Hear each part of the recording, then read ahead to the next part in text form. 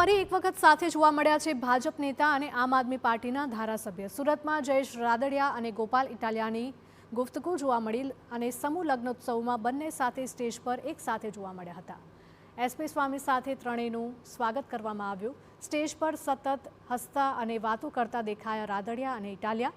થોડા દિવસ પહેલા પણ ભેટીને વાતો કરતા દેખાયા હતા। તો સુરતમાં આયોજિત સમૂહ લગ્ન પ્રસંગે પાટીદાર સમાજના અગ્રણી નેતા અને જય વીરુની જોડી ફરી એકવાર સાથે જોવા મળી હતી।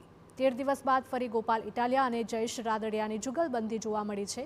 રાજકીય રસપ્રદ વાત એ રહી હતી કે કાર્યક્રમની શરૂઆતમાં તેમની વચ્ચે એક ખુરશી ખાલી હોવા છતાં બંને દૂરથી જ વાતોમાં મગ્ન હતા અને ત્યારબાદ એક જ સોફા પર સાથે બેસીને લાંબા સમય સુધી ગહન ચર્ચાઓ કરતા પણ નજરે પડ્યા હતા।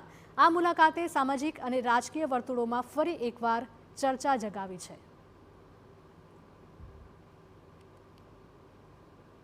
તો આ પહેલા બજેટ સત્રના પ્રથમ દિવસે જ ભાજપના ધારાસભ્ય જયેશ રાદડિયા અને આપના ધારાસભ્ય ગોપાલ ઇટાલિયા વચ્ચેની મુલાકાત ચર્ચાનું કેન્દ્ર બની હતી।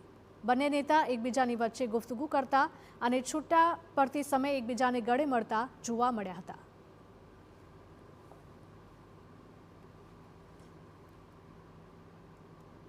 તો આ જ દ્રશ્યો અનેક ચર્ચાઓ રાજકીય ચર્ચાઓ જગાવી રહ્યા છે।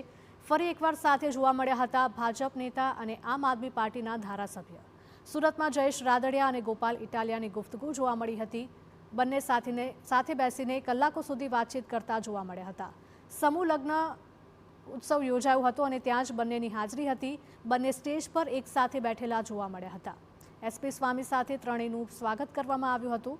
સ્ટેજ પર સતત હસતા અને વાતો કરતા દેખાયા હતા રાદડિયા અને ઇટાલિયા। એક તરફના દ્રશ્યો ગાંધીનગરના અને બીજી તરફના આ સુરતના દ્રશ્યો સામે આવ્યા છે।